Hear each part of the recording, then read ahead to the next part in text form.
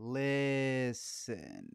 Welcome to LME Streams, a casual live show where we talk about all of the new releases of the week. And considering that there is a blizzard outside, I think there's one by you too, Zach. I'm completely snowed in. There is absolutely nothing to do outside. So, what better time than to have absolutely all of these virtual releases? What we do here during the week is we pretty much break down everything that has come out between the virtuals, the HBOs, Hulu's, Netflix Prime, and we pit them against each other because at this point, you're pretty much picking a streaming service. And it's been 3 weeks since Zach has been editing all of the Sundance stuff. All we had was Sundance coverage throughout for like the last month practically. And Zach has been putting all of this stuff together. So if you've been interested in all of our Sundance picks, right now this stream is about everything that's already out. Zach's been focusing on everything that's about to be out.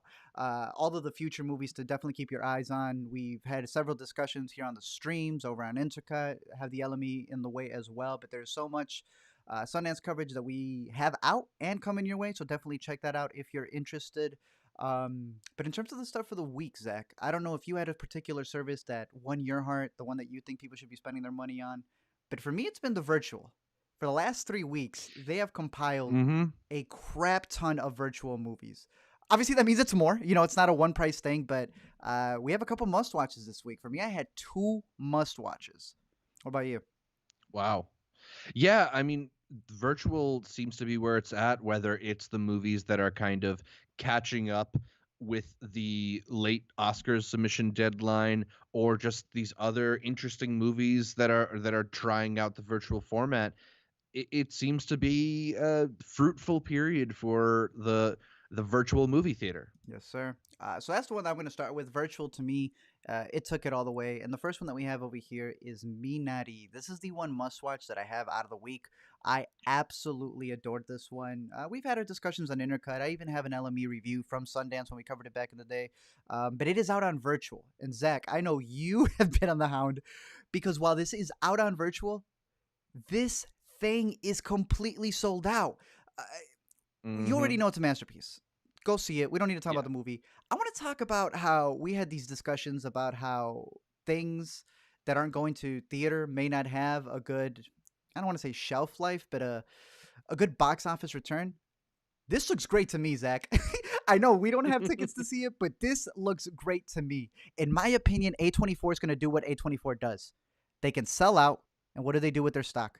They restock it. So it's literally going to be like us looking for PS5s, but instead it's Minari tickets. I think that the virtual cinema landscape is going to be a bountiful one. I think that they have figured out a new way to do these things where if you're not selling it to a streaming service of sorts, you have the ability to host something here. I'm a little confused Mm-hmm. in terms of all of these different theaters saying that if you buy something through here, they get a little bit of a cut because they just redirect you to this, and there's not really, Yeah. I don't really see how they cut it with Music Box or any of the festivals. But what are your thoughts in terms of how they're rolling this out, Yeah. the new virtual cinema? Yeah, obviously it's been hard to buy a ticket. I have yet to buy my own. I've was lucky enough, obviously, to have seen it a couple times before this run. Otherwise, I would have snapped it up Hmm. earlier. But maybe there is something in the checkout where you can mention what movie theater you want to Maybe. support. I don't know, but it is interesting because A24 continues to use their strategy of limited quantity, creating high demand, Yep. and doing so with one of the best reviewed movies of the year is strange because, you'd think that now is the time to open it up and finally let people see it after its very limited festival run, but they Yeah. are really committing to this idea of like a slow rollout. And I don't know, maybe they've crunched the numbers and figured out why this is the best strategy for them, but I think it leaves the casual fan a little bit frustrated because I know I would have already seen it had Yeah. they had more than one screening per day, just one screening per day. Exactly. Yeah, we got in the chat right now. Neon's talking about how does a virtual cinema run out of tickets? I mean, that's the thing. There are certain moments where you realize it's A24. They're doing a first cow, supply and Yeah. demand, right?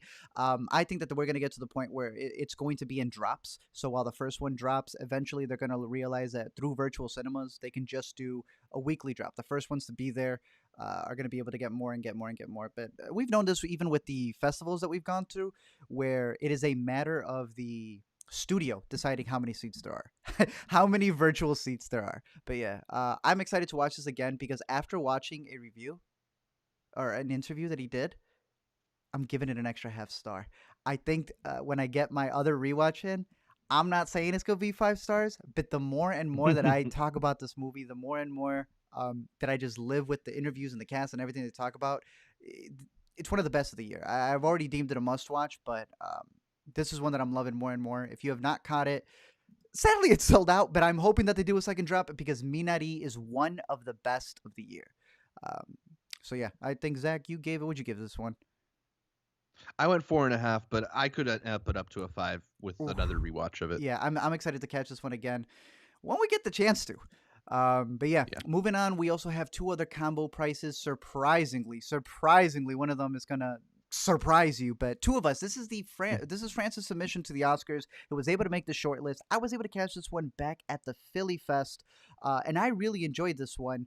Zach, I see you finally caught it. You may have not liked it as much as I did, but I think that this may be one of the ones that's gonna break into the nominations in general for the Oscars. But overall, I think it's a very endearing story when it comes to this elderly couple who has had a relationship, a secret relationship of sorts, because they don't want their family to know. They live in they're neighbors practically in across apartments that they have that they share. But when one of them starts getting a little bit more sick, they may be torn apart because they may just be friends, so they don't really have an obligation to be there for one another if the family members decide not to.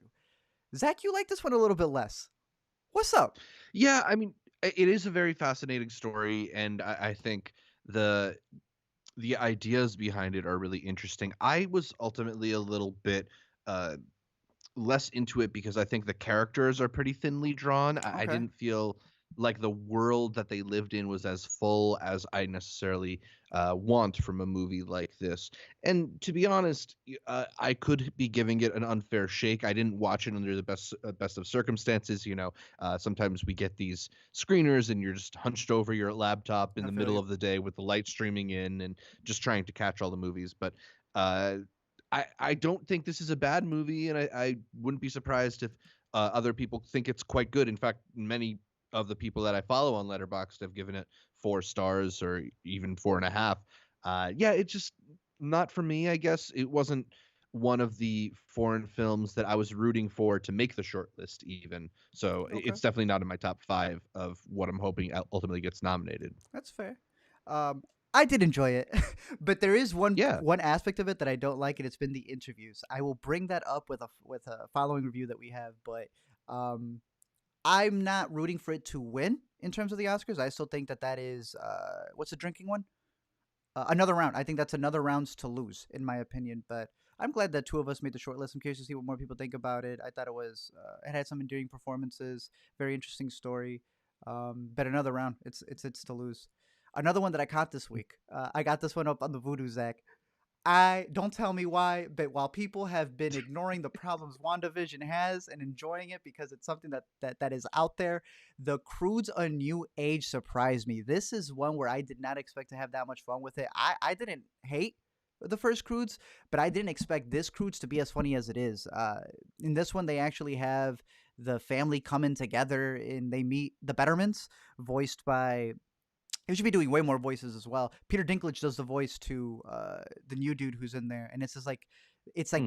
the cavemen meet the more modern family, and it's this whole dynamic of them having to fit in within a community type of thing. I thought the jokes were pretty funny. I am not saying that it is the best comedy out there of the year. I personally would give it a 3.5, but I would give it a combo price because if theaters were open, this is the movie I would take my entire family to see. I would have dropped that mortgage payment that you need in order to get the popcorn, the drinks, all that stuff. Because I had a good time with this. It was $19.99 earlier in the year just for the rental. I can't really recommend that for everybody, but $19.99 to own it, to have all of the behind the scenes and all of those features, I think it's definitely worth it. Let's see, Letterboxd broken right here does not give me the opportunity to catch it, but I bought the bundle pack. I really like the behind the scenes to the characters and the stuff that they bring to it. So for $19.99, I think that's a better price. We talked about how a lot of trolls a lot of people were trolled with trolls because a lot of families were having to pay the price over and over again. I think the Croods New Age, the sequel, is a better movie than Trolls, and I think you get your bang for your buck if you get it for $19.99. I think Hmm. kids will love it. My sister has rewatched it twice, but the thing about it is I've rewatched it twice. I did not think I would find it that funny. Granted, again, 3.5. It's more of a rent it for people, but I give it a combo price because if you're looking for something, if you're snowed in like we just talked about, this would be a perfect movie to watch Hmm. with the family. Croods. Yeah, I think a lot of the DreamWorks animation movies are a little bit hit or miss, and I personally I feel it. wasn't big on the first film, but I've seen several people say that this one is better than the first Croods. I would be one of those people. I agree. Yeah. Some others that we have that I would consider junior prices. If the theater was open, I would have gone to see these. One probably at a music box, maybe at more of an art house theater and stuff. The World to Come, gladly though, we got to catch at Sundance. And this one would be a junior price for me. I love the way that it looks. Hmm. I think it's a very cute story, even though it's a very depressing one as well. I don't know where this is playing. It is not out on Vudu. I know it's a premium video on demand, but I don't know who's screening this. I actually think this is only playing in theaters, like actual brick and mortar theaters. So Mm. if you have the chance to see it, you want to risk it all like these women do in the movie, go ahead. I know that this is Casey Affleck's produced feature that he's been working on for a while. Mona Fastvolt, I want to say, that's how you pronounce her name. Yeah. She has worked with Christopher Abbott in the past, which that was one of the things we talked about. The actresses are fantastic in this movie. But Christopher Abbott, also just as great. She has actually written some movies with her partner, Brady Corbett, who I really like a lot of his Yeah. directorial stuff. She's done Vox Lux. I think some of the other movies that they're working on, I guess that wouldn't appear here, but they're working on another feature together. But this is her new feature over here, The World to Come. I thought it was a decent little flick. I know that one of the big things that they've been dealing with a lot with the publicity is a lot of people going, didn't we already have Portrait? And it's like, well, we already had one Fast and Furious. It doesn't mean you don't get more car movies. Um, Right. I I think a lot of that type of criticism is pretty reductive too. It's Yeah. like there can only be one story you tell about lesbians in the before electricity times, Mhm. like as if the fact that they're in different countries or like different people even doesn't change it. We got into bigger thoughts on this one over on the Intercut channel along with Amanda the Jedi. Yup. So if you want to hear more of all of our opinions on that movie, you can check that out on Intercut now. But yeah, I think this one is available on demand, like traditional through your cable box VOD. They're still in the before times, aren't they? These cable companies Yeah, a little really bit. don't get it. I mean, if the Paramount Plus commercials during the Super Bowl didn't tell you enough that they don't know what they're doing, yeah, these cable companies are still struggling to catch up. I'd say that only NBC with Peacock is the only one that knows what they're doing. But I would give this one a junior price. If you have the ability to rent it at probably a lower price than 19.99, I would recommend it. Unless you've been looking forward to it, beautiful words are said in this movie. There are some quotable Yeah. lines that we've been saying to each other. Another one though, keeping with the same type of storyline. If the previous one was about them being depressed because the world that is to come that they may or may not know, Supernova is the opposite, in where the world that they know is kind of disappearing. This is the one I want to have a discussion with you about when it comes to Two of Us, because I don't think you got the chance to catch this one, but it is a movie, a Mm-mm. road trip movie with Stanley Tucci and Colin Firth, where one of them has dementia.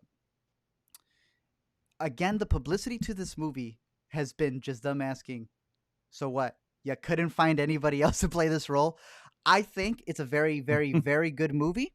I was a little worried that it felt like they were just trying to get another Oscar bait movie out there, and that's the sad part. I think it's a solid flick, but the more and more I listen to them talk about the production of this movie, the more it feels like they just wanted to manipulate it to be able to get some awards. And I'll be honest, I then Yeah. go back to Two of Us and I feel the same thing because their Mm. responses, being two straight women who are like, "Why are y'all playing this role?" And it's like, "Well, why not?" And it's like, y'all are actors. I guess no one wrote y'all the script for this, but there needs to be a better thing than Stanley Tucci coming out going, "Hey, we tried to find one, we just couldn't." I'm like, y'all need to get better answers than that when you're doing these publicity runs, especially because after the seventh, eighth, ninth, you could see them kind of getting upset. that people aren't just taking it at their word, but it's like Right. specifically the director. He's talked about it. His big phrase is like, "Why not?" I wrote the story and I was like, "Why not make them gay?" And look, I see what he's trying to go for and kind of saying like you could tell a story and it should not matter what their sexuality is. But to a degree, especially with Stanley Tucci and the criticisms he's been coming under recently, the man does seem to. Why do we excuse Stanley Tucci, Zach, and not what's his name from Prom? I mean, I think people just like Stanley Tucci more.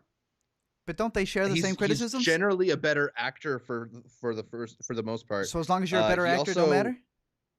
He also made cocktails on Instagram that one time, and his biceps looked really good. Ah, okay, got it. Okay, well, Supernova, it's a solid movie. This is one that if it was playing in theaters, I would have loved to have seen this at, the Evanston, the art house aisle over there. I don't think it's a bad movie. I do think that it is kind of manipulated in a way where they're trying to get one of these guys to snag a best actor nom. And I will say this. I don't want them to. If they do, then I will actually be upset. I'm speculative on how they constructed this movie because it really does seem like it's for award season. You could say you really like the story, but your in consideration ads or for your consideration ads say otherwise. But I'm so curious to see what people have to say about this movie. You in particular, Zach, once you catch it, I'm curious what you think about the storyline, especially how they handle the subject matter. But Colin Firth, Stanley Tucci, they're really close friends, and that's what they were relying on with their chemistry. They do a good job, but nonetheless. Stanley Tucci's also doing this like Anthony Bourdain-esque travel through Italy Alina eating was food telling show me. for CNN. My parents love it. Okay, good for Papa Tucci. The man's always stacked. He ain't going without work. That's for sure. That's for sure. But yeah, that's what started having me question two of us a little bit as well. But on the complete opposite side of the spectrum, on one that I haven't finished, but I feel like it's going to be a solid rent it. You were talking about this even maybe being a junior price for you. This one's out on PVOD. I remember catching a trailer to this in a what do they call it? A theater, Zach. Barb and Star go to Vista Del Mar. Talk about this one. Yep. So this is a new comedy starring Kristen Wiig and Annie Mumolo, adapted from a script written by Kristen Wiig and Annie Mumolo, their first project together since a different comedy hit, Bridesmaids, a decade ago. So the reuniting of the crew behind one of the most iconic female-led comedies, at least of recent time, reuniting to do this very weird, joke-packed, farce of a movie. It's not to be taken seriously at all if the poster of the two of them riding a giant shrimp is any indication.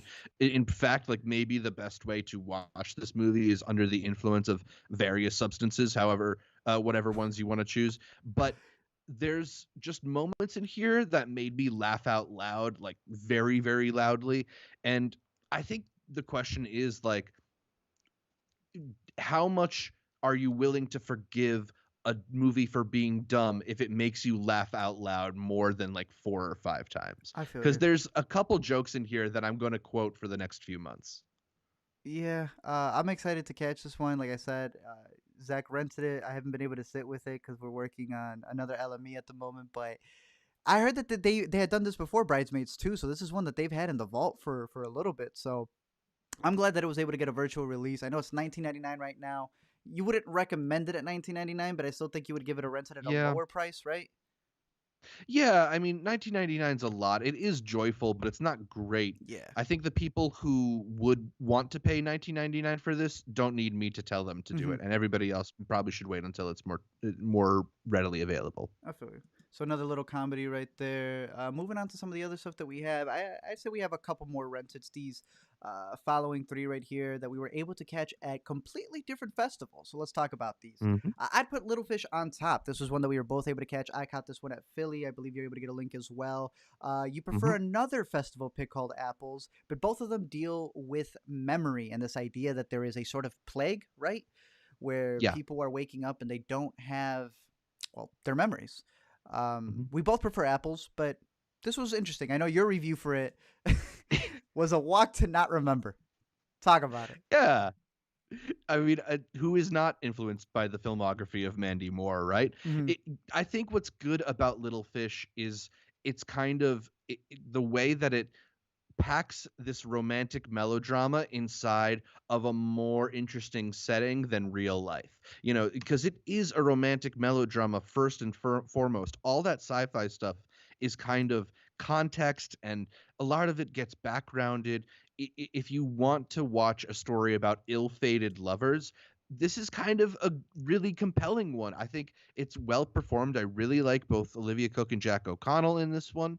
And yeah, I think it just exists in a more interesting space than your average like young adults falling in love story. Okay. Yeah, I like the cast for this one too. We were able to catch it last year. Always shout out through Raul, who's in this movie. Really like his work as well. I'm curious to give this one a rewatch. I know we were sent a link as well.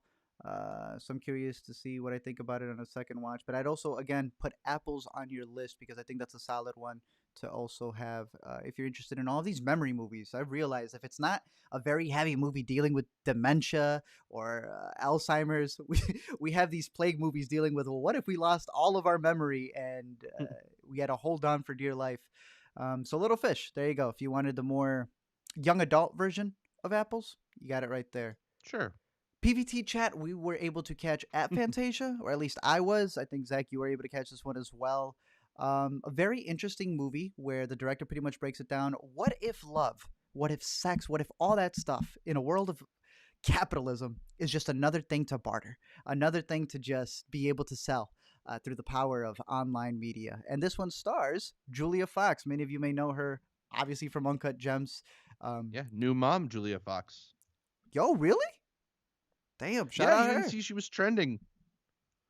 I only follow her work in film. But she does a great job in this movie. A movie that I would give it a rent it to. Maybe a stream it for some, but I'd say a rent it because it just lives up to being.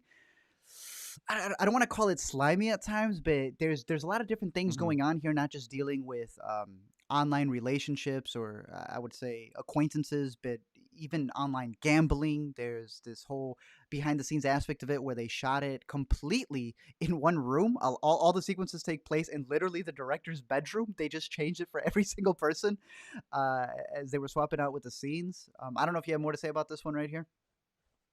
Yeah, I mean, I agree with you that it's got this kind of grimy, dirty feel to it. It's also partially about this relationship between this internet gambler and Julia Fox's character, who plays this kind of dominatrix cam girl. So there's extended scenes of her just humiliating him. Yep. Uh, and so I think it leaves you with this kind of unclean feeling, but I still really enjoy the kind of like twisted story it's trying to tell. Yeah. I don't know, you know, it resolves in a very weird way that I know Amanda had a lot of problems with, Yeah. but I just kind of found the character to be fascinating in a train wreck way. Feel you. So I'm curious to see if more people have caught this one, what they think.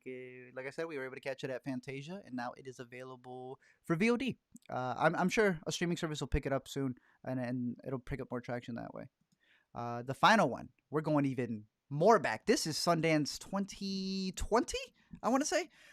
So this was two Sundances ago. We had Yalda. It was called A Night for Forgiveness. I'm trying to read it over here in the other way. Now it's just Yalda. This is a movie that we were really looking forward to. I believe this is actually what we ended the festival with that week. That year. And if you were to take Mhm. another movie that we covered this year, which was Primetime, it's kind of in a similar vein in where the entire movie takes place during a show. And it's inspired because the director's a documentarian, very much on this idea that in the Middle East, they will have people actually ask for forgiveness, but with that comes these crazy storylines, not just between Yalda, but for the person who she's asking for forgiveness from, and just these power dynamics that come into play, especially with how societies run over there. Uh, I thought it was a solid movie. I'm very curious to catch it again, especially after hearing a lot of the behind the scenes because he based this on actual events. And he had said that he didn't want to make it into a documentary. He wanted to see if he could make it into a narrative.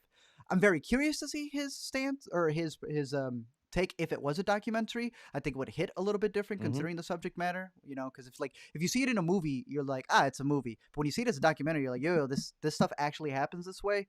And he gave some really great insights in some of the interviews and the press junkets that he was doing. But I don't know if you were able to catch this one, Zach, but No, not yet. I do want to catch it because mhm. I know that you guys were saying it's pretty interesting. Yeah. After you came out of Sundance, do you feel like it has any parallels to Slumdog Millionaire? Not so much. There's not really any like flashbacks when it comes to that. It is literally more so a talk of like, can you get this other person to forgive you? Um, One, is that system even a correct way to go about it? Because what if that person maybe has something else against you, and that's the reason why y'all got to this point to begin with. Yalda herself, though, she was in a short called Exam, I believe, if I'm not mistaken, and we really Yeah, enjoyed that one. That one's also not out yet. I was hoping that would have made the short list because they were really striving for that one. yeah. It did not, but hey, at least they got a feature film out right now. And if you check it out, I'd give it a rent it. But once it comes out on a streaming service, we'll let y'all know. All right. We have a final stream. It's still dealing with the VOD, catching up on 3 weeks worth of movies. These are the ones that I personally would say there's something going on there, but I would save it until it's out on some streaming service in order for you to catch. But I'm gonna spoil it for you. There is a coaster rating amongst these. It doesn't go to Land though. Land was one that I found to be a decent little movie. Robin Wright's directorial debut. I don't believe she wrote it, but we got the chance to catch this one over at Sundance. It pretty much has Hmm. her going out into the wilderness, pulling her own little nomad land after some tragic events that happened. It is a slower movie, but it is shot beautifully. It's supposed to be a character piece where her and others of the supporting cast, like Damian Bachir, who I really like as an actor, come in, and it really just talks about grief. I would say. I know Zach, you like this one a little bit less, but I didn't think it was that bad for the directorial debut of Robin Wright. No, yeah, it's got some pretty cinematography and interesting ideas to it. I think ultimately it's just a little bit uh, not novel in what it's trying to say about grief. I I feel found it feel to be that. a little trite in that way, but it's got a really good couple of performances in it, and it's not unpleasant to watch. Yeah. Well, uh, it may be a rented if you're a really big Robin Wright fan, but I personally, I'd say it's better to wait till this is streaming somewhere. I didn't think it was a terrible movie, but nonetheless, nothing too outstanding. But congrats to her. We'll see what she has in the future when it comes to her directorial duties. A glitch in the Matrix. I'll keep this one short because we have a Let Us Explain coming out on this. And Zach, you got to give the review to Yup. this one right here. I know I didn't hate it as much as you did. For me, it's still a stream it. A frustrating stream it, but still a stream it. Do you have it as a stream it or do you have it as a coaster? I have it as stream it because Okay. it's not gonna, on my opinion, it's not gonna be everybody's opinion. But if you think that whenever whatever I say is correct, then it is definitely a coaster. Oh, man. Look, it's a movie dealing with simulation theory, a movie Yeah. dealing with a lot of edginess, a lot of Zach compared it to like when you're talking to somebody. Um, how'd you put it? Not necessarily from Hot Topic, but No, just like when you're trapped at a conversation in a college party you didn't want to go to, yeah, or something like that. Just like somebody lecturing you on a topic that you do not care about. And the documentary intentionally, so, I don't want to say that they're doing this for like a reason they don't understand, but the documentary intentionally interviews all of these narcissistic yeah, people who have no empathy. They don't say it out loud, but you can tell every one of the interview subjects is like this white guy in his 20s or 30s. It just, there's so many aspects to their indulgence that annoyed me that I couldn't get past that to actually appreciate the message that the documentary has, which pretty much is in line with my thinking. yeah.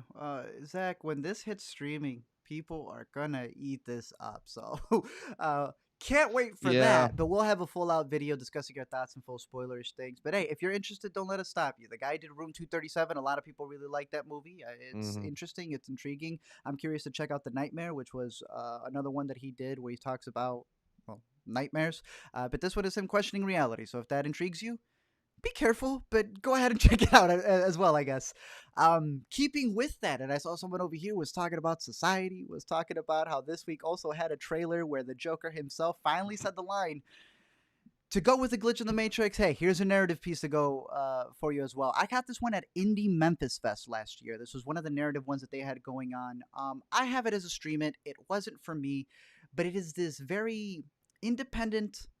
I don't even want to say angsty. I believe they would call it a dark comedy, in where she is a director, who I believe the director is also the writer, is also the actress. So it is just a complete triple feat that's going on over here. Um, she is setting out to prove a thesis about how society is to blame for certain things, and it goes pretty crazy, not just sexually, violently, but it's entire philosophical view of it. The movie wasn't up my alley, but again, if you're someone who really liked, I don't know, the trailer to Glitch, hey, here's a narrative.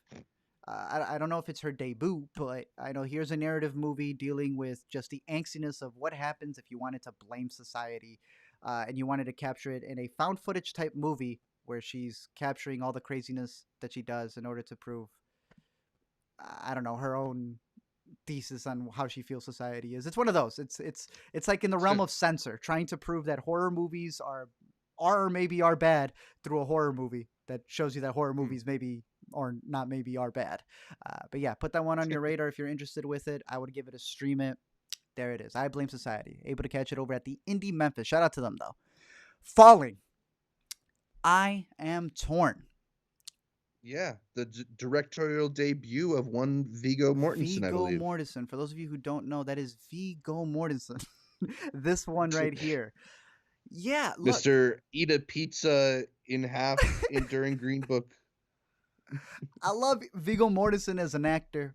As a director, he definitely has a lot of money behind him, but I do not understand. Again, another movie where he is playing a gay character who comes in and is trying to, in a sense, reconcile with his father, who says, You haven't counted this one, Zach, have you?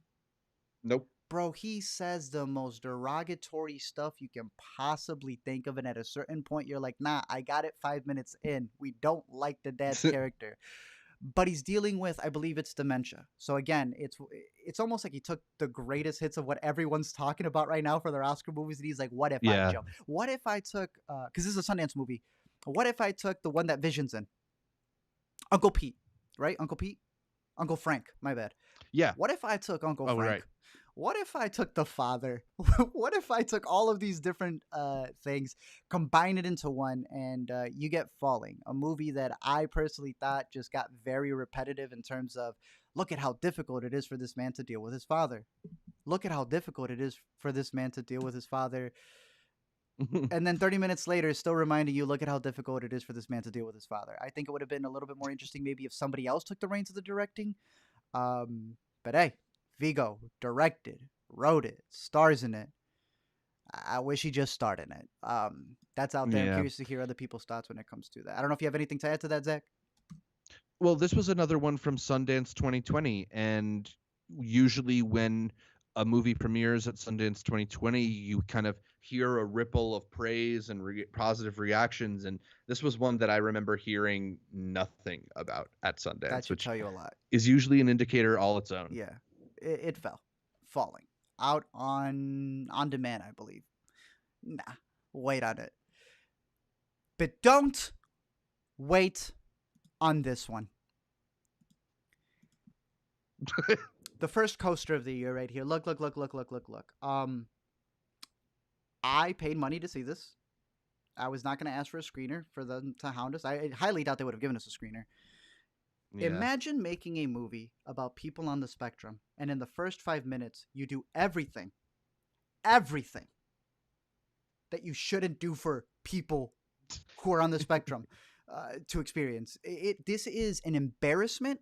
I feel really bad for Maddie. I don't feel bad for Kate because she definitely took this. I was surprised to see Leslie Odom Jr. in this. Yeah. I'm going to make it a whole video trashing this movie, but I could not believe what they put to screen here. I understand kind of what they thought they were going for, but what an embarrassment. Mm-hmm. Sia's directorial debut about what happens in a girl's mind.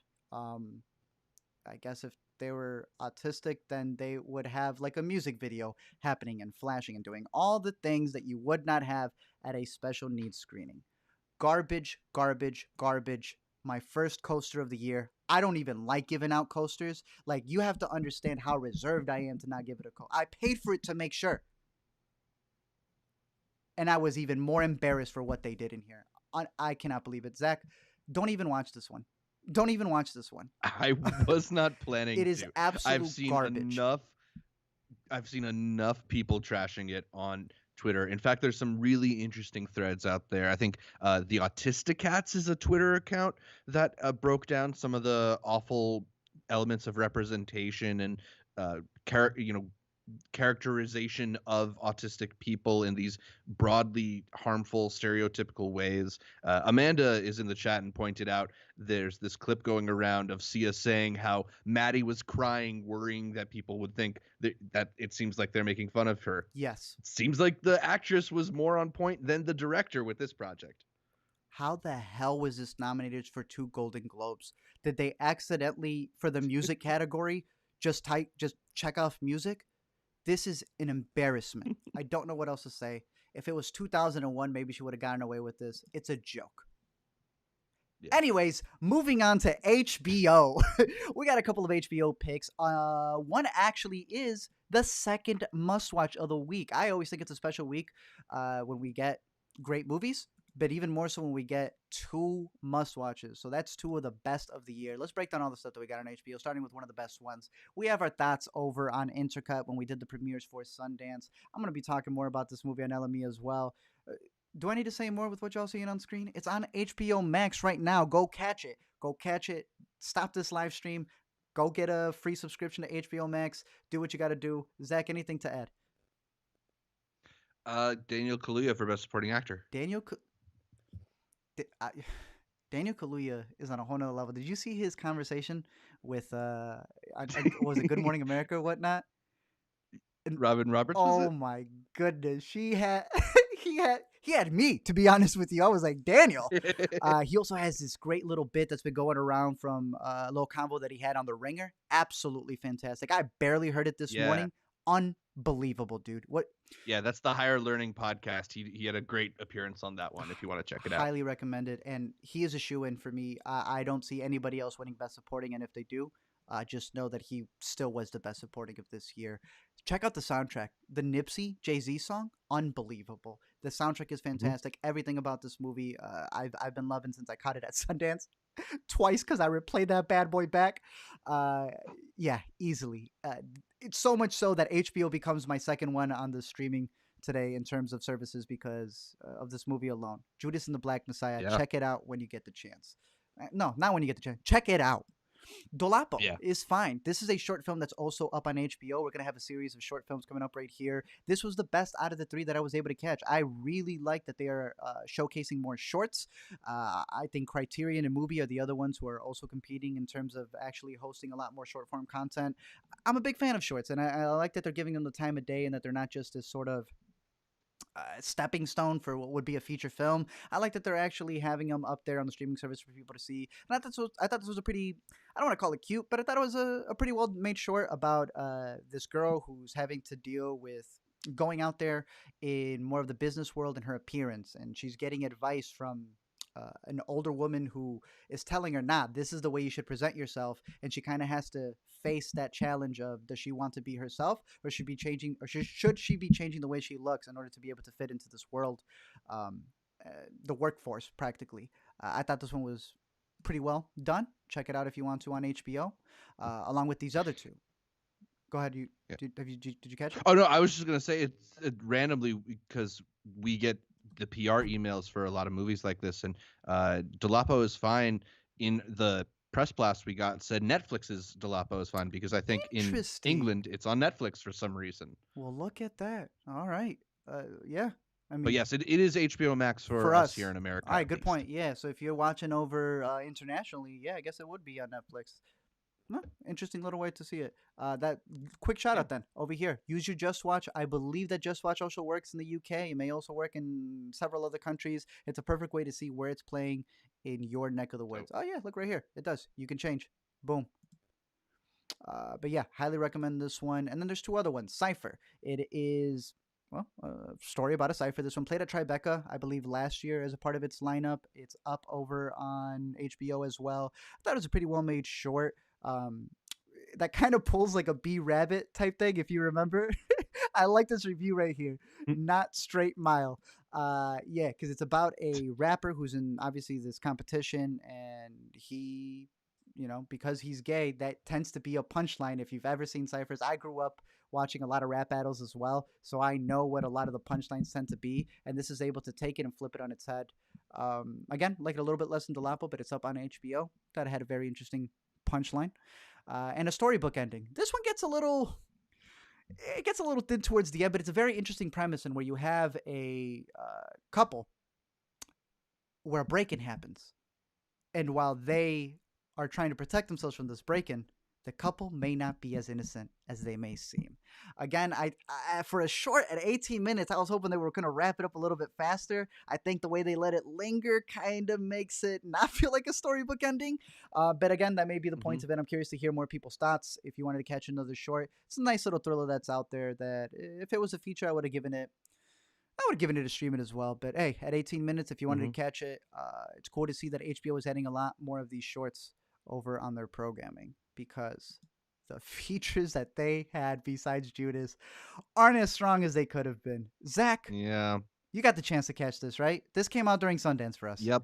Every year we go to Sundance, there's always those movies that come out while we're watching 70 films in a span of a week.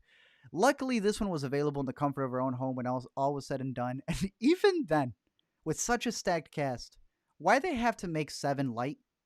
This is literally David Fincher's Seven, but with a swapped out cast. I wasn't the biggest fan of it. I don't think it was a terrible movie. I'm contemplating between maybe even giving it a rented just because of the cast, but I don't want to say performances, because Jared Leto got a Golden Globe nomination for this. And I'm going to tell you right here, I'm contemplating making a video on this because I listened to a bunch of interviews with this man, not just because of this, but some other stuff that he's working on. I don't know who he knows, man. I don't see why he got a nomination for this. They gave him a little belly. It's a bad performance. Yeah, like, here's my thing. I'm not even going to call it bad. I'm going to say that it's not really a performance because he says lines in this that are so corny. Bro, he got a Golden Globe nomination for saying the words "holy guacamole." Who wrote that? I'm going to tell you who, Zach. Nobody. Why? Because I'm listening to interviews with this man. Do you want to know how he speaks? He says "holy guacamole." He says a lot of the lines that this character says. This man had the audacity to talk about, I'm going to be in the new Morbius movie, and I really like how they let me be myself. Bro, you were already that in this movie to a degree. They let him improv in this movie to go head to head with Mr. Washington, and good for him. Look, I'm not one who thinks Jared Leto's a bad actor. I really don't. But it's starting to become more interesting to see, and I think it's fair to say, his weird cult-like persona in real life than it is to see these performances that he's trying to get into. Again, I don't think it's a terrible movie, but I do think it's very derivative of Seven to various degrees. And again, that's why I'm contemplating making a video. But I just don't see why he got a nomination for this. Zach, I don't know what else you have to add to this. To go off of your Jared Leto thing, I think Jared Leto is an actor who has a lot of talent, but he needs to be pointed in the right direction. And very rarely recently does it seem like he's pointed in the right direction. There's this weird thing going on where they're kind of giving equal weight to Leto, Malik, and Denzel, because it's like these are three Oscar-winning actors, but we all know that they're not on the same field. There's one person we're here to see, and I feel like the movie, while the beginning is a lot about him, the second half they don't really let him cook. Nope. And how can you cast Denzel Washington in your crime drama and not really let him go for it? Yep. I liked some stuff in this movie, but I just think the balance was off, partially because of those performances and partially because it does feel so derivative. John Lee Hancock says he's had the script floating around since 1993, but I don't believe it. Yeah, I agree with you. Jared Leto doesn't even come into like 40-something minutes into the movie. He was trying to pull his Kevin Spacey. Didn't do it, but he may pull Kevin Spacey. I don't know. We're looking over to the Hulu recommendations of this week, and Hulu actually had a pretty solid list. I don't know if you were able to catch Dear Comrades, Zach, but out of the three Nope. that came out, look, this is one that I would have caught at the Music Box Theater. Every year, a movie needs to get nominated for cinematography, right? Did this make the short list? It did make the short list, right? I think so. Yes. Okay. Mank better not get the black and white cinematography nomination that they, they always give one to a black and white film. It needs to be Dear Mm-hmm. Comrades, man. This Wow. has much better cinematography than Mank. I don't even want to say much better because I don't think Manx was bad at all. I really do like Mank in this era of a lot of people dismissing it. I think you and I were more positive on it. But this is the movie Mm-hmm. that needs to take it. I hope this is able to snatch up one of the nominations for best international feature. But I really hope it gets the cinematography one. It takes place, I want to say, in the '60s. Yeah, in the '60s, and it shows you the ins and outs of what happens when nobody is on the same page, practically. And you're following this woman who not only works to the government to a degree, but she's searching for her daughter after tragedy happens, and her daughter is kind of with the rebellion. I found it to be a very fascinating story. Like I said, visually, it is told superbly well. I thought the performances were fantastic as well. I wouldn't mind seeing her get a nomination either. But this is one that I would give a high combo price to because I would have loved to see this in a movie theater. This would have been fantastic to Mm. see, especially with the audio mix as well. Um, I was floored by a lot of the shots, a lot of the composition in this film as well. I hope that it gets the awards recognition that it deserves. I hope more people catch it as well. Look at it from a perspective of kind of Chernobyl, where it shows you the incompetence of what happens when everyone is on a completely different page and how everything starts crumbling because of that. Very, very great movie. Highly recommend it. And the beauty of it is that it's up on Hulu. So if you're curious, definitely go check out this movie. Um, I thought it was very, very well done. Looking forward to this one. Glad I got the chance to check it out. Thanks to the power of Very streaming cool. services, At any other point, I would Yeah. have had to go visit Zach all the way in New York to catch this because we wouldn't have gotten it until later. And hey, it's in the comfort of our own homes. It's a neon pickup as well. So definitely check this Nice. one out. One of the best things that Hulu has picked up in a minute. But they also picked up some other ones that we have given some shout outs to in the past. Possessor. And look at this. I got to give it the recognition that it needs. Tell me why I have Possessor. Wow. I bought Possessor on the Sony network. I got it on my PlayStation. I bought Possessor on the Voodoo. I got it on the Voodoo. I have Possessor in like multiple different. I have multiple copies of Possessor, is what I'm getting at. And I finally got to see the behind the scenes because one of the things that I had was it's not that I was calling them out, but when we got to see this at the Egyptian at Sundance, they were talking about how everything was practical. They were going way ahead of saying, no, no, no, no. Even the flashes, everything was done on camera. Yo, if you go to youtube.com and check out behind the scenes of Possessor, it is absolutely incredible what they did with the prosthetics and a lot of the extra work that they did for this movie. I'm bumping it up one, and I love that Hulu has the original cut, Possessor Uncut. So just know that it goes places. It's a story about possessing other people's bodies and an assassin secret organization type storyline that's going on. I liked it even more the second time around, and like I said, I have bought it multiple times in different things. So definitely check that one out. Check out the behind the scenes because I find it to be very fascinating. Um, Awesome. it's Neon 2, if I'm not mistaken. I believe that's why it's on Hulu, right? Yeah. All Yep. right, yeah, all these Neon Yeah. pickups. Neon's got that Hulu deal. Yes, sir.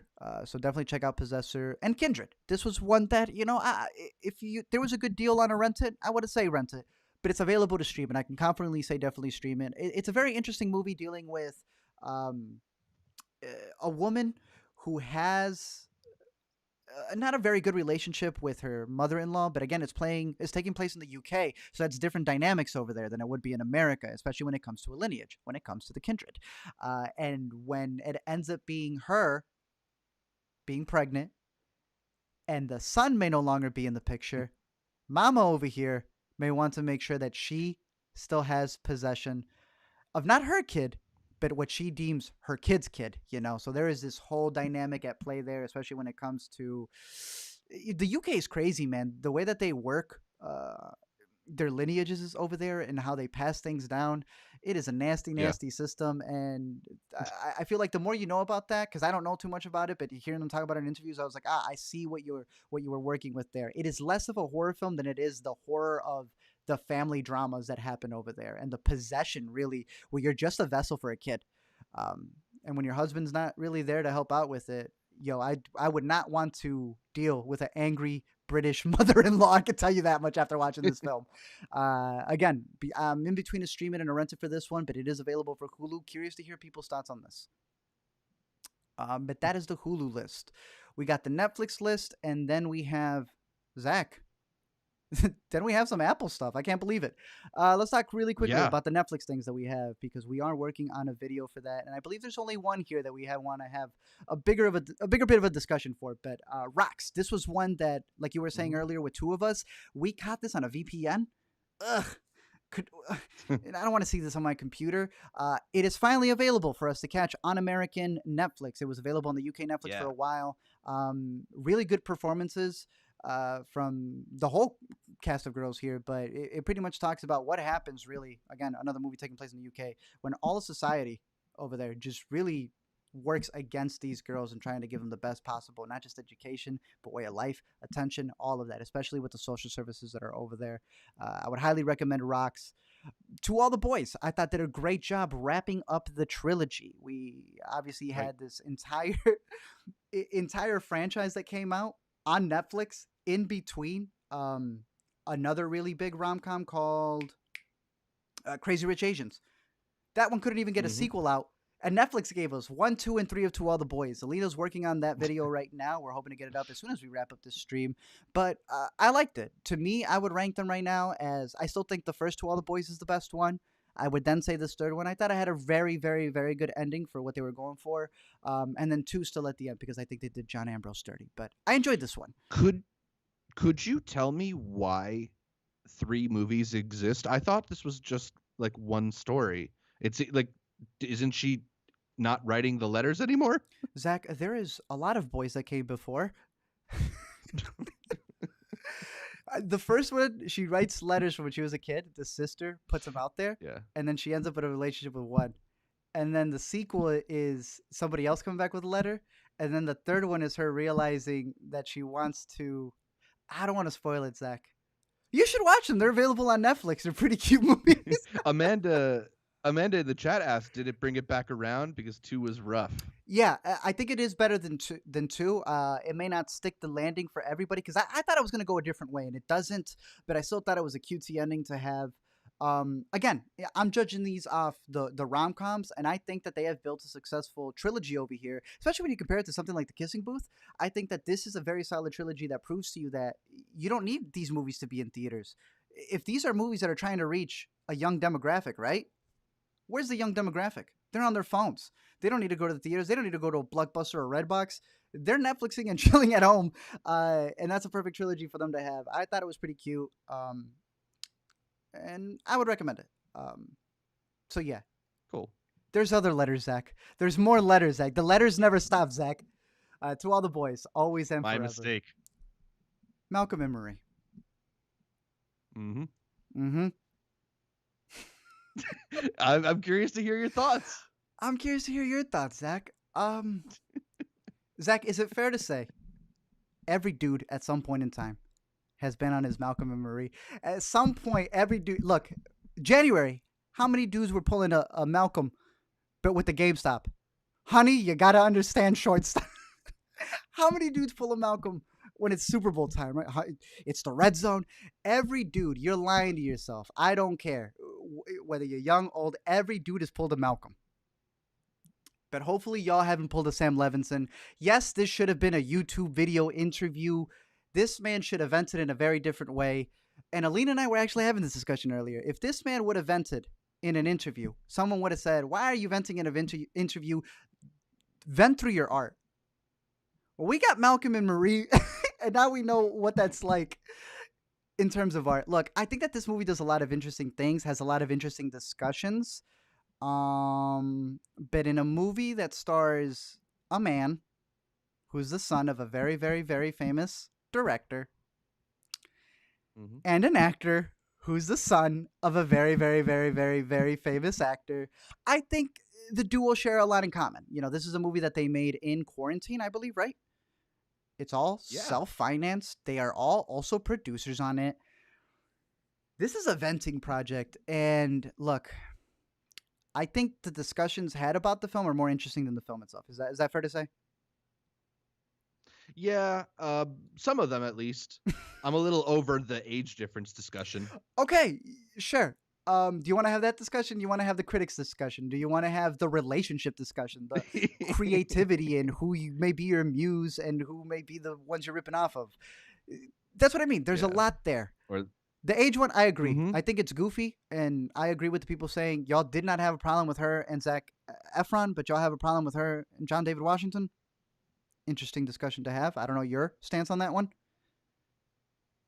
Yeah, I mean, I just think that people who have a issue with the age difference in this movie just don't know enough real life couples. Exactly. Now, when it comes to the venting in terms of creativity, I thought it was an interesting pocket to go there because he's trying, Sam Levinson is self reflecting quite possibly on where he may have Yeah. gotten the inspiration from Euphoria, I don't know, Assassination Nation, several other of his projects. And while it is very close to home, and I know that a lot of people are judging that off as well, you and I are big fans of Black Bear. This may be a Yeah. version of Black Bear that didn't work, right? But it is a filmmaker getting very close to their own personal stuff and trying to vent it Mhm. out there and having that discussion about creativity. The problem with this one is, I will agree, man, it gets annoying. I know I've Yeah. been Yeah. Malcolm and I've vented. Mhm.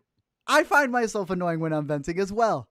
To see, what is this, 106 minutes of him doing this over and over again, maybe we needed someone better than John David Washington to do it.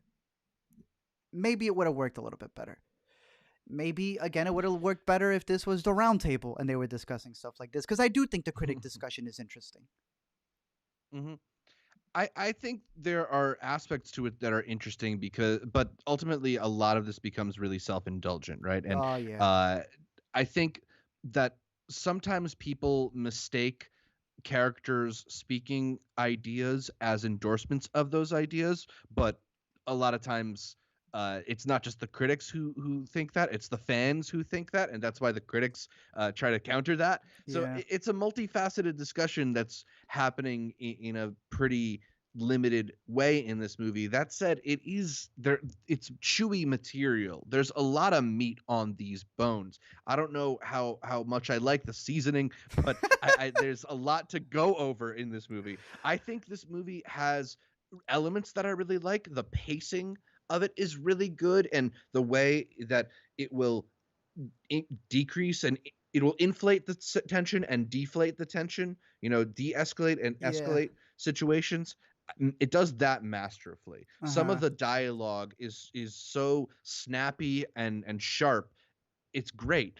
I just think the characters is really where this movie falls apart because uh, there's little to them that exists beyond this argument, in my opinion, Mm hmm. and they become so aggravating that you don't want to spend time with them. Yeah, I may work on a full video for this because I have way more thoughts and discussions being had. But again, that's my Me biggest thing. too. I had a lot that I liked about the movie, but I don't know if I want to sit through John David Washington pulling a Malcolm when I'm busy doing my Hmm. own my own venting as well. It's cutting in the way of my Yeah. own venting.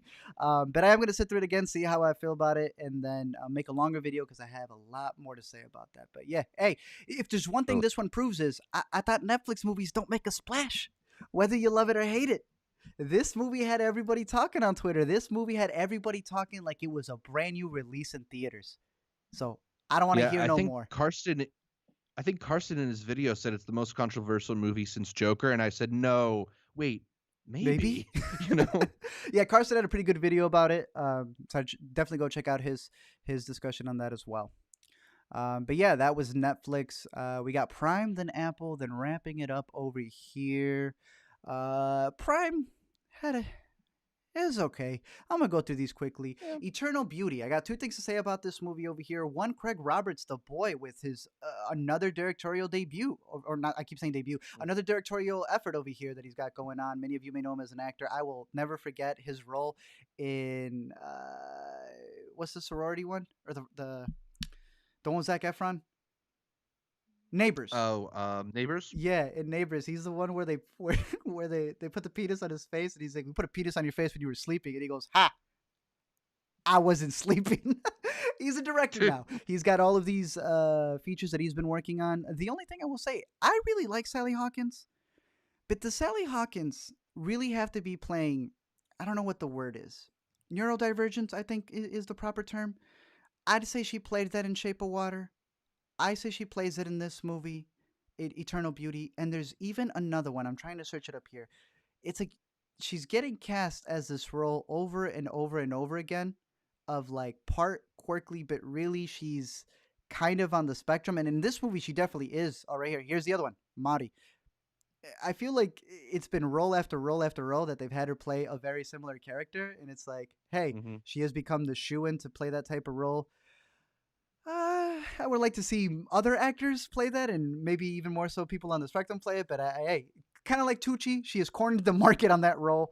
Yeah. But she does a good job with it in the story, in the storyline that they have going on here. Like I said, this one's on Prime. It's also on Canopy if you want to check it out. I'm curious to see more of Craig Roberts' work. I think he does a decent job directing, but I'm curious to see how he develops as a director. And Sally Hawkins is just great at what she does. But there is a sequence in this movie because she plays a character who just kind of in a sense feels like she's never loved, and her family kind of abuses her, and to a degree, if she's getting money because of her diagnosis, they kind of want to mimic her mannerisms so that they could get money too. And there are points where it gets pretty rough out there. But yeah, if you're curious to check this one out, Eternal Beauty, it is out on Amazon Prime. The China Cool. Hustle was one that I was able to catch, this little documentary that is very interesting, especially when you take into account all of the stock market stuff that everybody was on with GameStop during January. It's a very interesting look at how you could take shell companies and create something out of them, and how all of the checks and balances that should be there for that just for the stock market in general can be. There are so many loopholes to this. This one's out over on Prime because if you know, Bezos is the man. Bezos is okay with you renting Sorry We Missed You as long as he gets the money. That man really don't care. That man is full capitalist to the craziest degree. Um, and he's hosting this movie up there. It's an interesting little look. Like even this guy right here, who they have, he leaves the documentary halfway through because he's like, actually, I don't like what you're going to say about me. So it's a rough doc here and there, but I think it's an interesting breakdown of the stuff that's happening on Wall Street and just the loopholes that are there. Um, it's an ugly business. We already know. Noah Centineo, he got cast in the movie for the GameStop one, and that story's not even done. You know, Robin Hood it's still in the process of getting maybe sued. We'll see. I don't know. It seems like they had everything in their favor. But the China Hustle, if you've been into stocks lately for any reason whatsoever, check this one out. Got freshly posted over on Amazon Prime. And Host, this is another one that got put up on Prime. I had talked about this earlier. I really like the religious metaphors that are going on in this movie, and where it's a Christmas Eve dinner that's happening, and they invite the neighbors over, but it may not be the neighbors. What if it was entities? What if it was demons? And these demons have, they have some things that they have against Christmas for obviously a variety of reasons. It may not be everybody's cup of tea when it comes to horror, but if you're someone who really likes religious metaphors, I thought they did some interesting stuff here, especially with the imagery that they show when it comes to a lot of portraits and scriptures. Um, and it had a lot to chew on for me, but as you can see, for horror fans, maybe not up there. But again, if you like a lot of religious symbolism, give it a gander over streaming, as well as computer hackers. There's no budget to this movie, but it pretty much talks about, hey, Chicago, what if the entire school system just disappeared and everyone was learning from VR sets? I don't know if you're cynical, Zach, and you think we're going to get into the world of Ready Player One sooner than we think, that glitch in the Matrix type lifestyle, but here's a nice little feature from, I don't know who produced this one, to be honest with you, but they get into some talks. I think that we are prepping for a discussion when it comes to VR and the idea of when you realize you're in the simulation, when you don't realize you're in the simulation. I'm realizing there's a lot of double features, a lot of triple features when it comes to societies and simulations on this week's LME stream. So here's another one to add to your list if you are curious. But let's wrap it up. Interesting. Final two. Zach, you were in discussion for WandaVision. I want to give a shout out over to our boy Elliot. He had an entire live stream. Yeah. And Zach, the aficionado when it comes to Marvel, killing it and representing it for Intercut over there. They had a nice little lengthy talk with a lot of other. I'm going to see if it pulls up. I want to make sure it pulls up. Over here, over on the Movie Files channel. They had a nice and lengthy discussion over there. Zach, that stood out to you? Oh. What was your Evan Peters theory? So you are up to date on WandaVision, right? Yes, sir. I guess mild spoilers for anybody who isn't. So skip ahead. It's live, but I guess mute. Yeah. Well, Evan Peters' version of the Quicksilver character just showed up on the more recent episodes of WandaVision, and it's weird because it's not Aaron Taylor Johnson. But there's this suspicion that there might be nefarious intentions behind his arrival. So what I think would be interesting is if the military guy that's kind of conspiring against Wanda hired the actor Evan Peters and dressed him as Quicksilver and sent him into this situation with Wanda in order to trick her, and that entering it gave him the powers. But that would make it so in the MCU, the X-Men movies are now both canon or not. They're not actually canon, but they are canon as fictional movies that exist within the MCU about the real superheroes. Kind of like those fake movies on the Amazon show The Boys. Okay. That's my extremely stupid idea with what to do with WandaVision. They're definitely not going to do it, but it would make me happy. Chase had one where he feels that because it's in Jersey, the thing is going to get bigger and bigger and bigger and bigger, and it's eventually going to reach, obviously, the New York Avengers, and that they're going to change and actually have alternative ones. Everyone has theories on it. I'm still with mine, and that's that Marvel's got y'all. Disney's got the money. They have everything in their favor. They have us watching these things. I really hope it delivers on the final two, right? Because I think there's 8 and 9 left. 3. Oh, there's still 3? Okay. Real quick, what do you think about that discussion about people complaining about it, a TV, being a movie? It's not TV. It is a movie. Can it also just be bad TV? Yeah, I think the problem is that the episodes aren't self-contained enough to be satisfying. It kind of, you kind of want the payoff. And also people are now no longer used to a non-binge model of television. I mean, for old farts like us who watched 25 hours of Lost in a year, this is nothing. But for Gen Z and their TikTok, look, but even even then, I'm gonna argue, does that matter when it's like, I know it's easy to yell, oh, you guys just don't have the what's it called, the attention span. But at the same time, it's like, nah, but you also have like 8 minutes of credits, bro. Like, we also have to wait a week for this tiny bit of stuff when it could have been a movie. Yeah. Look at it. Look at Snyder, right? Snyder, instead of releasing it in 4 parts, is doing what? He's releasing it all at once. You can watch it in parts if you want to. I just don't think that it's held up so far. And again, I'm still, from the beginning, saying I'm waiting to judge the entire thing. But when they do the Malcolm in the Middle stuff, does it really matter if they're picking and choosing when they're in the show and when they're not in the show? No, not at all. And that's one of the frustrations with me is that the sitcom stuff, ultimately, it's not that good and it doesn't really mean much. And to go back to your point about whether or not it's satisfying in its current package, I made this point on Elliot's stream, but I think the end of episode 6 felt more like a commercial break than the end of an episode, and that is to a degree unsatisfying. Yeah, I can see that. Devesh said Game of Thrones was weekly, and yes, it was. That was a completely different, and that's actually, it's a good comparison when they both have the same budgets. Did great self-contained episodes. Exactly. Here, you're depending on the next one every single time, which is not a bad thing, but again, it's still filler. Take anime. What people will tell you. Into the Battle of the Bastards ended by the end of the hour, even though there were other mysteries that still needed to be solved. Right? Yeah, we go back and watch independent episodes. What's the independent episode of WandaVision you're going back? Yeah. the reveal of that certain character appearing, it don't really matter by the next one. I do find it interesting how they're also adding things to the recap.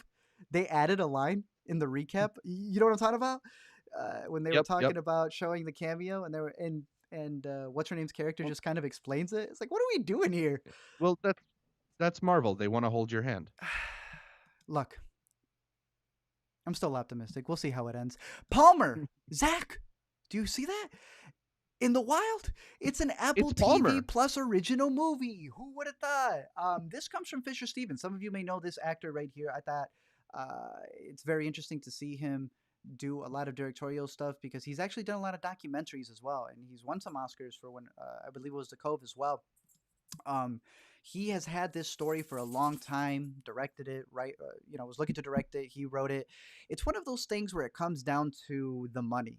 He couldn't get it funded, and in all of his interviews, he's trying his damn hardest to like tell you what went down, but trying not to sound bitter about it, not to sound mad. I want to say bitter, but not to sound like upset that it wasn't the full vision. Because at the end of it, he had an interview where they said, "Hey, I just want to get funding for this movie." And they go, "All right, well, look, we got, as long as we attach an actor, maybe we can get something." And they're like, "Well, we got Justin." This man said, "Justin Theroux?" They said, "No, Justin Timberlake." Poor man really thought he was going to get the leftovers, and what he got was a leftover Justin. Look, I don't think I think Justin Timberlake's just fine at acting. I don't think he is fantastic when it comes to that, but he came in. That means that they now got the budget. They get the Apple TV lock, right? But then he also gets to decide the actor. So if the director had a different actor, it didn't matter. He got to decide them. When it comes to the storyline and certain beats, at what point does it become more Justin's movie? And as I was watching it before I got into all my interviews, it feels like there's a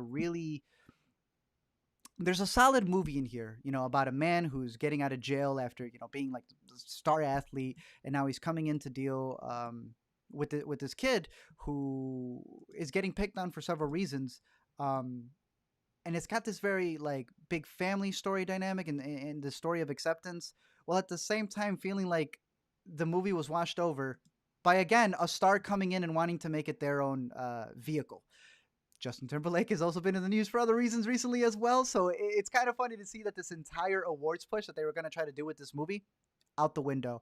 I don't know if you got to catch this one, Zach. No, I missed Palmer. Yeah. Sadly, it's not. I haven't gotten Not around up to your Justin alley. Look, Timberlake's latest acting offering. you want to know what it reminds me of? Do you remember when Chris Evans starred in a little movie called Gifted? I don't know if you ever caught this one either. It reminds me a lot Yeah, of I this didn't movie. catch that one, but I remember. If you caught this movie, I'd put it up there with that, and where again, it's a movie that they expected to do probably a little bit more than it was going to, um, and it's all based around this relationship of a troubled man and then a kid who has a lot more to offer. But yeah, that was all that Apple gave us. Apple did give us another movie, but we can't say anything until February 25th, Zach. Can't say a word until February 25th. I know we have to keep our thoughts to ourselves, even though there are many thoughts out there. Yeah, it's weird. That's another discussion to be had, but yeah. Your list is missing one. What am I missing? Saint Maud. Look, Zach, I got Epics. I paid for it because I heard it was 99 cents and I wanted to make sure I got it. Mm-hmm. I did not get around to seeing Saint Maud. So tell me. Oh, no. Does it deliver? I think it is a very interesting horror movie. Okay. It's coming from A24, so obviously you have to measure it against some of the more recent classics in the genre, and when you put it up against your Witches or your Ari Aster flicks, I don't know if it's quite that good, but it is very good. It's very creepy. There's a lot of really interesting and upsetting imagery. I like the way it kind of conflates this sort of schizophrenic character with the passionate fanaticism for religion that she has, and how her piousness, you can see it comes from a place of mental unrest, not from a place of actually being pious. Mm-hmm. The blending of the religious elements with the mental the mental deterioration elements is fascinating. Some of the images are just so creepy. The main actress, Morfydd Clark, I think her name is pronounced, has just got this really great face for horror. So I liked it. My girlfriend, who is a big horror fan, liked it even more than I did. So yeah, Wow. it's definitely a recommendation. You should check this one out. Bro, they should have just released this last year. We were waiting on this when they said, no, it's going to be theatrical. It's on Epics, bro.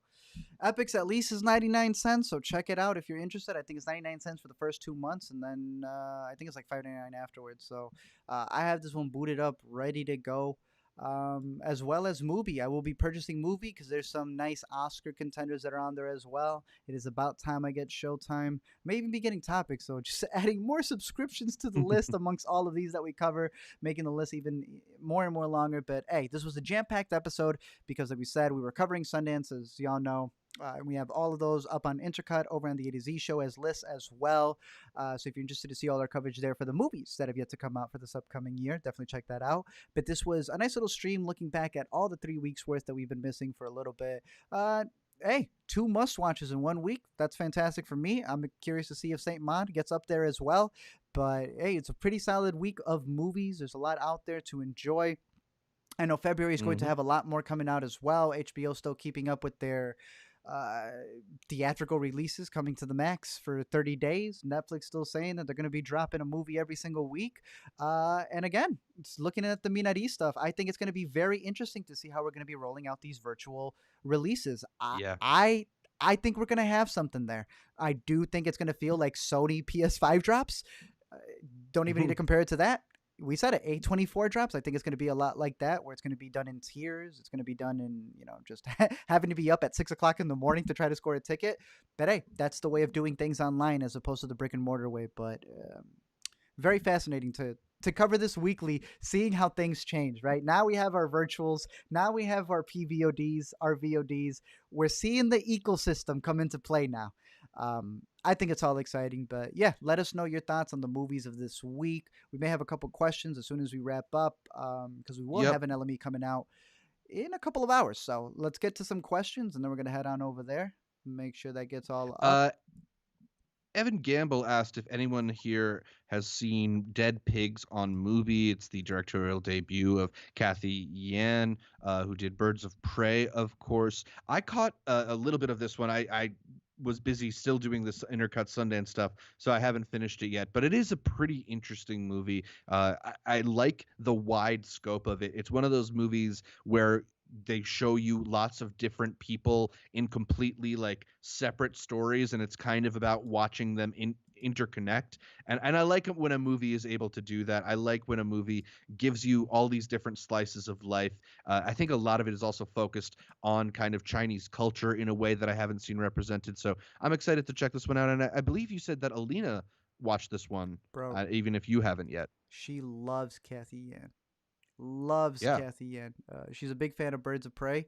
And I remember making a video about like, hey, this is a good movie, but they didn't let her do it to fruition. And we got yelled at because people said, yeah, they didn't let her do it to fruition. But she came out. She had a nice little report talking about all the stuff that they didn't let her do for this movie. But I saw a lot of creative choices that I really enjoyed, especially out of all these DC movies that are letting all their creators do what they need to. And I think if they would have let her be even more creative, I think she would have had an even better movie. Dead Pigs, like I said, I'm getting Mubi. That's the next one. Movie's like $85, so it's like I just got to take the plunge, buy the annual one, and once Yeah. I do, Mubi's got this. Mubi has Beginning, and Mubi has a crap ton of short films that I'm excited to catch on. So this is definitely on my list on one of the ones that I want to watch. Let's get a couple more.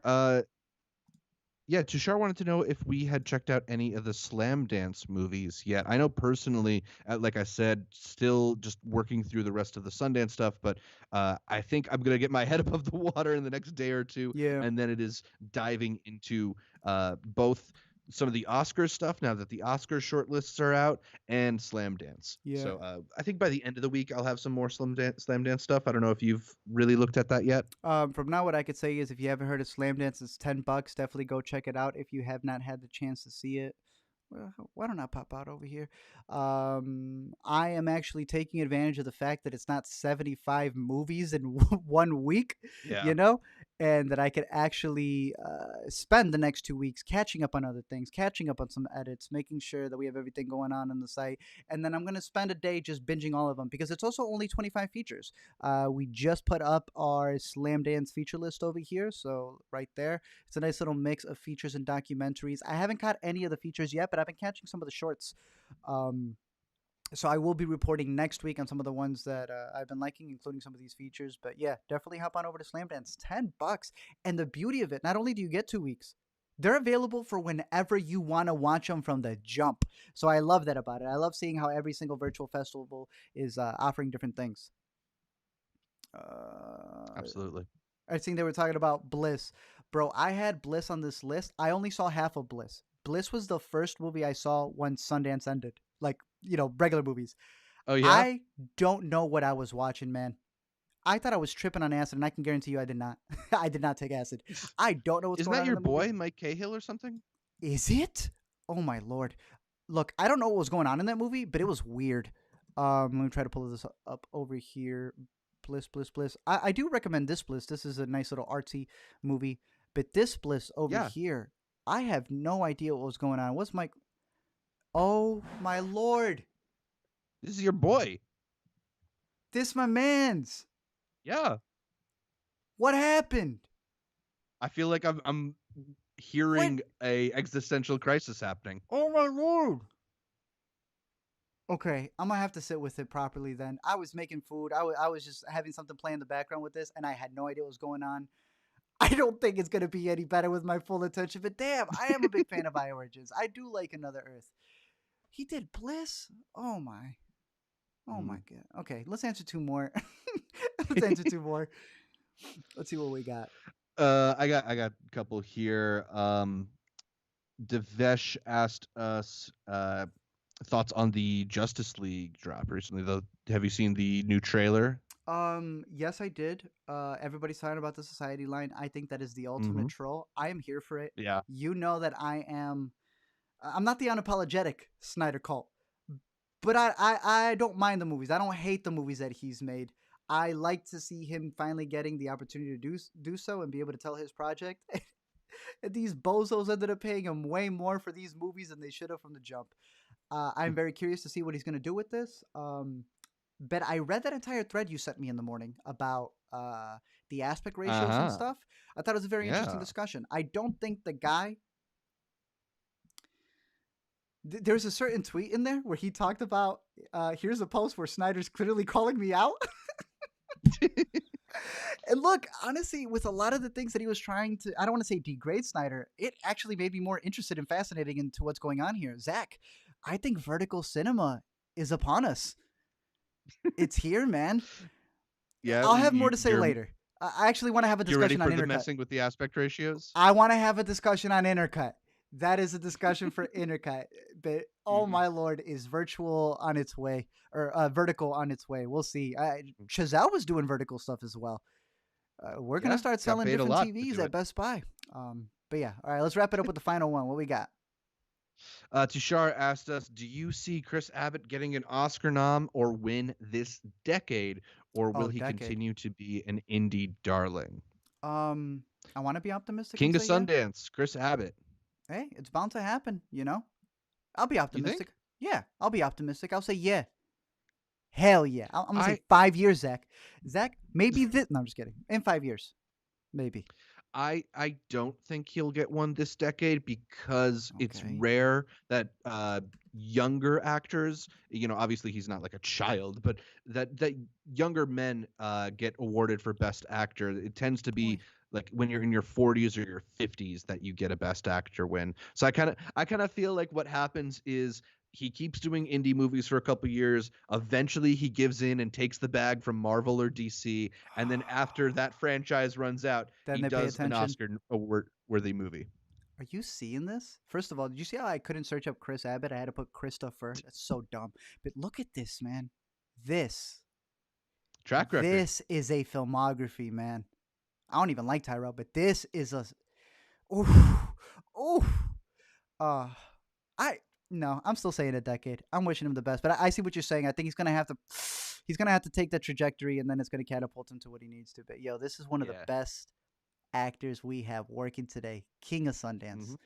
easily. Now a nomination, maybe he might be able to sneak in, but a win is Oh, a lot. okay. A win is a lot. Okay, then you're right. I was thinking nomination. My bad. I was thinking nomination. Yeah. Okay. I'd put it for a decade Or if it, he said if it he was a said win. a nom or win. Tushar did say nom or win, so I I guess think in 5 either. years' time we can get a nom. Yeah, a win is different. A win is a Yeah, little bit maybe, different. maybe. But yeah, thank you guys for joining us on this week's version of Letterboxd Mondays, where we talk about all the movies of the week. I'm working on getting a little lower third, so it's easier to skip through, especially if you're watching live to see where we're at in the chat. I will be updating the timestamps as well as having these lists up on the A to Z site so that you are able to just go through and see what we thought on our quick thoughts, being able to have everything hyperlinked so that you can see what we have there. I'm about to head out. We got all these recommendations for y'all. Let us know what you're checking out. I'm very curious to hear people's thoughts on these little movies right here. Let me mention them because we did have some other VODs. If any of y'all have seen Willy's Wonderland, should I drop $20 to see this? I don't know if I should. There is another movie Yeah. called The Night. It looks very interesting. It's from IFC Midnight. Hey, I need y'all's recommendation because it looks interesting, but the scores are all over the place. I will be catching Beast Beast because shout out Tubi with the Sundance pickup. I will be catching this very soon, but I am curious to see what people thought of it, as well as the Fantasia flick, The Funeral Home. It was once called The Undertaker's Home. Now it's The Funeral Home. If any of y'all have seen any of these movies, I'm looking to catch these throughout the week. Let me know if I should drop my money on them. But here are our picks of the week. Let us know your thoughts. Until next time, we'll be catching y'all over on Intercut. We'll be catching y'all over on the upcoming LME that should be releasing tonight. Gonna go straight to that. But in terms of the week, keep watching movies, and we'll see y'all later. Take care.